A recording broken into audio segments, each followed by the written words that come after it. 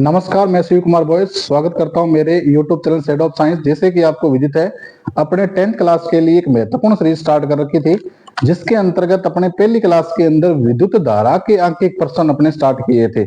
आज उसी क्लास को अपने कंटिन्यू करते हुए पार्ट नंबर 2 के अंदर जो पाठ्य पुस्तक के जो प्रश्न है, पाठ्य पुस्तक के अंतर्गत अंदर के जो प्रश्न है, उन्हीं को अपने करने जा रहे हैं क्लास 2 के अंतर्गत। तो करते हैं अपने स्टार्ट। तो उसके अंतर्गत ध्यान देखेंगे पाठ्य पुस्तक के अंदर पाठ्य पुस्तक के अंदर जो प्रश्न दे रखे हैं उन्हीं को मैं करवा रहा हूं। तो मैं आपके सामने प्रश्न लिख रहा हूं कि प्रश्न नंबर क्या है, उस युक्ति का नाम लिखिए। प्रश्न मैं बोल देता हूं, उस युक्ति का नाम लिखिए जो चालक के सिरों पर विभवांतर बनाए रखने में सहायता करती है। प्रश्न का नाम क्या है? उस युक्ति का नाम लिखिए जो चालक के सिरों पर विभवांतर बनाए रखने में सहायता करती है। तो आपका आंसर क्या रहेगा? सेल या बैटरी। सेल या बैटरी। उसके बाद दूसरा जो प्रश्न है कि ये कहने का क्या तात्पर्य है? ये कहने का क्या तात्पर्य है कि दो बिंदुओं के मध्य विभवांतर 1 वोल्ट हो। ये कहने का क्या तात्पर्य है कि दो बिंदुओं के मध्य विभवांतर 1 वोल्ट हो।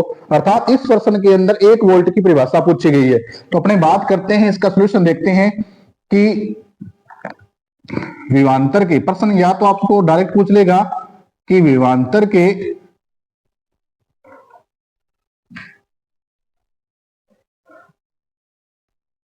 एसआई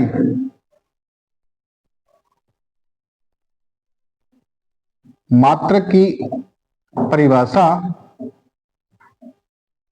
या तो वो देगा कि आपको विभवांतर के एसआई मात्रक की परिभाषा, या दे देगा कि 1 वोल्ट की परिभाषा लिखिए आप। 1 वोल्ट की परिभाषा, 1 वोल्ट की परिभाषा। थोड़ा ध्यान देंगे प्रिय विद्यार्थियों। अब इसके अंदर जब भी आपको कोई विज्ञान के अंतर्गत जब से कोई परिभाषा बनानी हो तो उसके अंतर्गत आप क्या करें? सबसे पहले आप क्या करें? इसका फार्मूला लिखें आप कि V बराबर क्या होता है? V बराबर होता है W बटा में Q होता है। V बराबर क्या होता है? W बटा में Q होता है। यहां V क्या है? विभवांतर है। V क्या है? ध्यान रखेंगे, V है विभवांतर और W क्या है? कार्य है और Q क्या है? आवेश। Q क्या है? आवेश। अब क्या करें? इसका ऐसा ही मात्रक रखें। विभवांतर का मात्रक क्या होता है? वोल्ट होता है। कार्य का मात्रक क्या होता है? जूल होता है। और आवेश का मात्रक क्या होता है? कूलाम होता है। क्या होता है? कूलाम होता है। अब कान की एक लगा दें। जैसे ही कान की एक लगती है आपको पता है परिवर्तन आता है ना। तो वही चीज है कि अपनी मेन परिभाषा क्या बन गई? 1 वोल्ट बराबर 1 जूल बटा में 1 कूलाम। मतलब इसका मतलब ये है, आपको पता है प्रिय विद्यार्थियों, विभवांतर का मतलब होता है दो बिंदुओं के मध्य का अंतर। मतलब किसी विद्युत क्षेत्र में उपस्थित एक कूलाम आवेश को एक बिंदु से दूसरे बिंदु तक, एक कूलाम आवेश को एक बिंदु से दूसरे बिंदु तक ले जाने में अगर 1 जूल कार्य किया जाए, 1 जूल कार्य किया जाए तो दो बिंदुओं के मध्य उत्पन्न विभवांतर कितना होगा? 1 वोल्ट होगा। एक बार फिर बता दूं कि 1 वोल्ट बराबर क्या है? 1 वोल्ट बराबर क्या है? 1 जूल बटा में 1 कूलाम है। कि यदि विद्युत क्षेत्र में उपस्थित एक कूलाम आवेश को एक बिंदु से दूसरे बिंदु तक ले जाने में अगर 1 जूल कार्य किया जाए तो दो बिंदुओं के मध्य विभवांतर कितना होगा? 1 वोल्ट होगा। क्या बात समझ में आई? तो मैंने 2 प्रश्न बता दिए, है ना। करते हैं अपने तीसरे प्रश्न की ओर चलते हैं। कर लेते हैं, इसको साफ कर लेते हैं। क्या ये बात आपको क्लियर हुई? चलिए,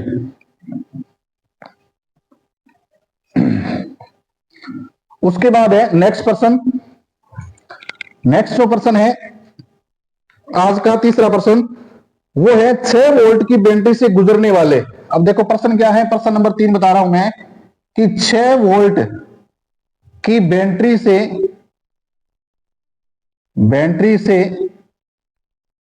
गुजरने वाले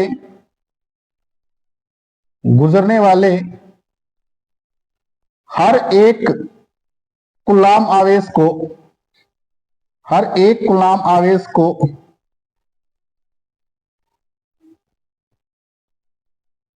कितनी ऊर्जा दी जाती है? कितनी ऊर्जा दी जाती है? ध्यान देंगे प्रिय विद्यार्थियों कितनी ऊर्जा दी जाती है। ये अपने पास प्रश्न है कि एक 6 वोल्ट की बैटरी है, 6 वोल्ट की बैटरी से गुजरने वाले, अब V का मान कितना है 6 वोल्ट और Q का मान है 1 कूलम, आवेश को कितनी ऊर्जा दी जाती है। अब आप सोचते हो कि सर ऊर्जा का फार्मूला, क्योंकि आपने को पढ़ा है 9th क्लास में पढ़ा है कि W बराबर ही होता है। कार्य और ऊर्जा क्या होते हैं, एक दूसरे के समतुल्य होते हैं।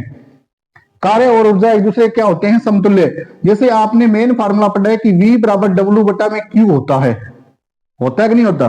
अगर यहां W को बाहर निकालें, W बराबर क्या आ जाएगा VQ, क्या आ जाएगा VQ। अब इस प्रश्न के अंदर दिया हुआ क्या है, अगर इस प्रश्न के अंदर देखें तो अपने पास V का मान दे रखा है 6 वोल्ट दे रखा है और Q का मान कितना दे रखा है 1 कूलम दे रखा है। तो अपने को ज्ञात किसका करना है, क्योंकि W बराबर E होता है तो ये अपने को ज्ञात करना है। तो W बराबर क्या हो जाएगा 6 इंटू 1 यानी कितना आ जाएगा 6 जूल आ जाएगा। कितना आ जाएगा 6 जूल। तो 6 वोल्ट की बैटरी से गुजरने वाले हर 1 कूलम आवेश को कितनी ऊर्जा दी जाती है, तो आपका आंसर रहेगा 6 जूल ऊर्जा दी जाती है। कितनी ऊर्जा दी जाती है 6 जूल दी जाती है। क्या ये बात आपको समझ में आई। चलते हैं नेक्स्ट प्रश्न की ओर, नोट कर लीजिए आप या स्क्रीनशॉट ले सकते हैं आप। चलें आगे, चलिए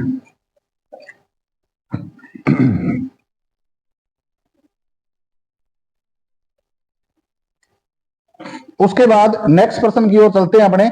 नेक्स्ट जो प्रश्न है वो है प्रिय विद्यार्थियों ओम के नियम से, थोड़ा ओम जी के बारे में अपने बात करेंगे। ओम का जो नियम है मैंने आपको बहुत बार बताया होगा, ओम का नियम, ओम्स लॉ, ओम का नियम। अब ओम का नियम आपको पता है V समानुपाती I होता है। क्या होता है V समानुपाती I है। जब यहां से समानुपाती साइन हटाया तो एक राशि लेके R I है ना, तो V बराबर क्या बन गया RI। वैसे तो ओम का नियम क्या है V बराबर RI है, क्योंकि R एक नियतांक है जिसको प्रतिरोध कहते हैं। अब इसको अल्फाबेट ऑर्डर से सिद्ध मतलब सही करने के लिए ऑर्डर को, तो इसको क्या लिख देते हैं V बराबर IR, मतलब वीर लिख सकते हो आप। वीर से आप ओम का नियम याद कर सकते हो। अब अपने पास सांख्यिक प्रश्न क्या है, आपको देखो मैं प्रश्न लिखवा देता हूं। ये ओम का नियम आपको समझ में आ गया। तो अब प्रश्न नंबर है कि प्रश्न में बोल देता हूं, आप थोड़ा नोट कर लेंगे कि ए नंबर पार दे रखा है किसी विद्युत बल्ब के तंतु का प्रतिरोध, बल्ब का तंतु दे रखा है, तंतु का प्रतिरोध दे रखा है, बल्ब के तंतु का प्रतिरोध जो दे रखा है वो दे रखा है 1200 ओम। कितना दे रखा है 1200 ओम। और इसमें विभवांतर दे रखा है, वो दे रखा है प्रिय विद्यार्थियों 220 वोल्ट।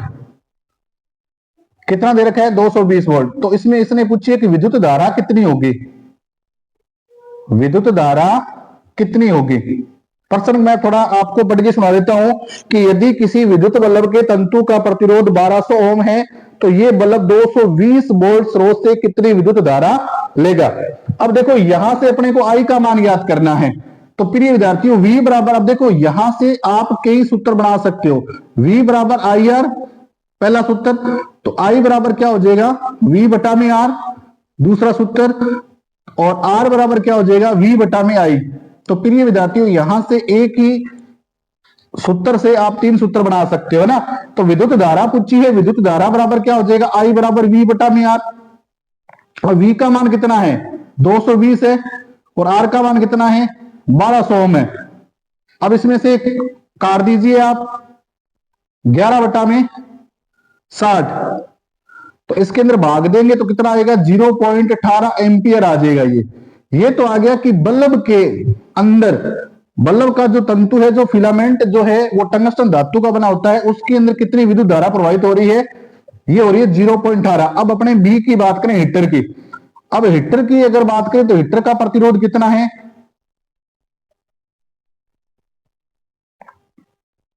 हीटर का जो प्रतिरोध दे रखा है प्रिय विद्यार्थियों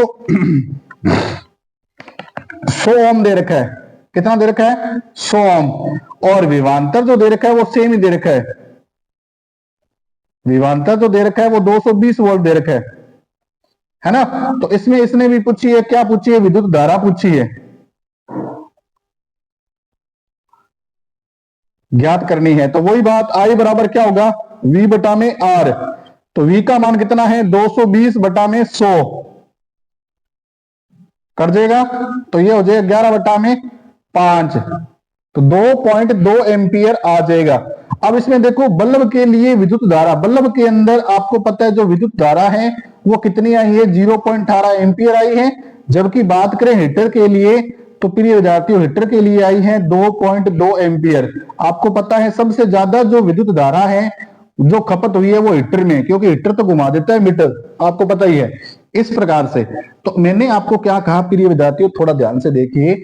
सबसे पहले ये जो आंकिक प्रश्न जो है वो ओम के नियम से सत्यापित होगा, ओम के नियम से ये करेंगे। तो ओम का नियम होता है V समानुपाती I, समानुपाती साइन को हटाया तो अपने कांस्टेंट वैल्यू लेके आए R, है ना। तो V बराबर क्या बन गया RI। अब इसको अल्फाबेट से संयोजित करने के लिए तो V बराबर क्या लिख देंगे IR, क्योंकि I पहले आता है R बाद में आता है। तो एक न्यूमेरिकल में दे क्या रखा है कि बल्ब का तंतु दे रखा है और बल्ब के तंतु का प्रतिरोध कितना है 1200 ओम है और विभवांतर कितना है 220 वोल्ट है। तो विद्युत धारा पूछी है तो सिंपल सी बात है, फिर इस आपस में तुलना करें तो किसमें विद्युत धारा का खपत या विद्युत धारा किसमें ज्यादा प्रभावित हो रही है, तो इसमें हीटर में 2.2 है और बल्ब के अंदर कितने 0.18 एम्पियर है। चले आगे की ओर, क्या बात आपको क्लियर हुई? हाँ जी, चलिए नेक्स्ट क्वेश्चन की ओर।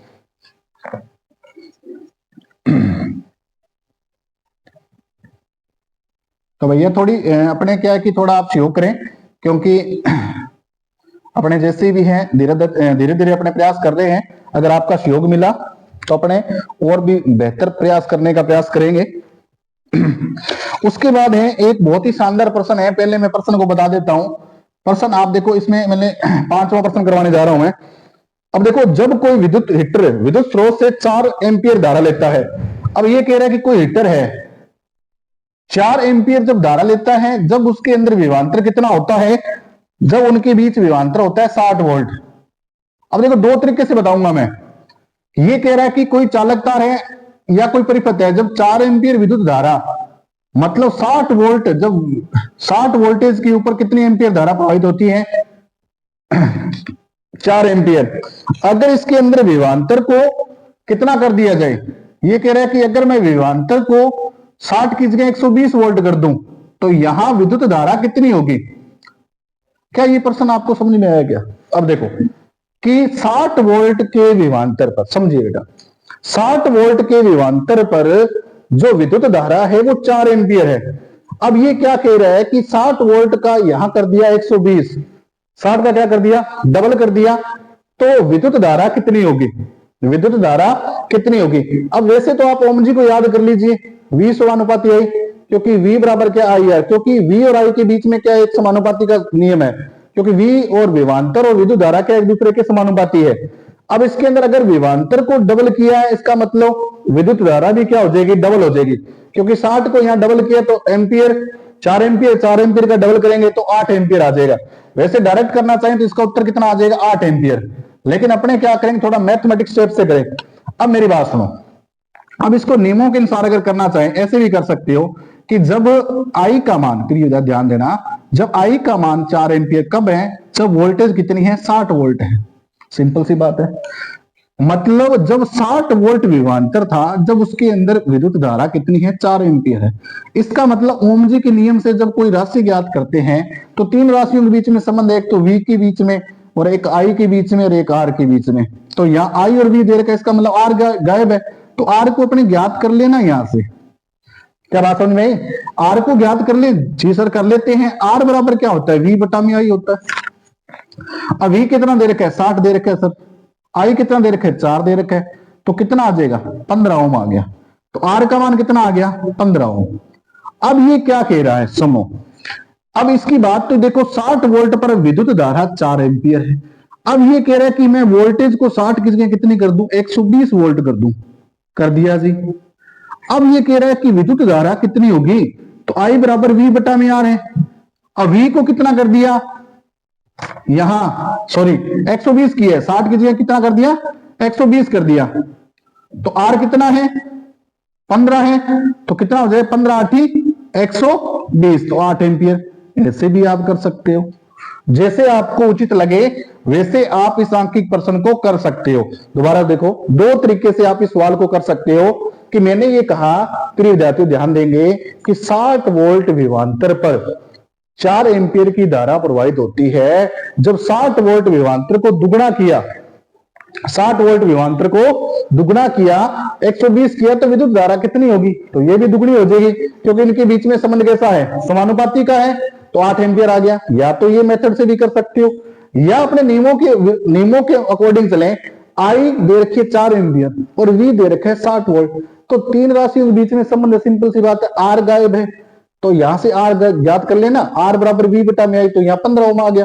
अब क्या है कि वी को 60 की जगह 120 कर दिया, आई ज्ञात करें ना, तो वी कितना है? 120, आर अपने निकाल दिए 15, तो ये कितना आ जाएगा? 8 एम्पीयर। तो अभी मैंने इस क्लास के अंतर्गत पार्ट 2 के अंतर्गत आपको 5 क्वेश्चन करवाए हैं। क्या आपको भली भांति समझ में आए हैं? तो जल्दी अपने नेक्स्ट क्लास के अंदर पार्ट नंबर 3 लेके आएंगे। जो शेष बचे जो क्वेश्चन है उसमें अपने करेंगे। तो आप जितने भी विद्यार्थी हो थोड़ा सहयोग करें और ज्यादा से ज्यादा क्लास को क्या करें? शेयर करें। तो आज के लिए बस इतना ही। जय हिंद, जय भारत।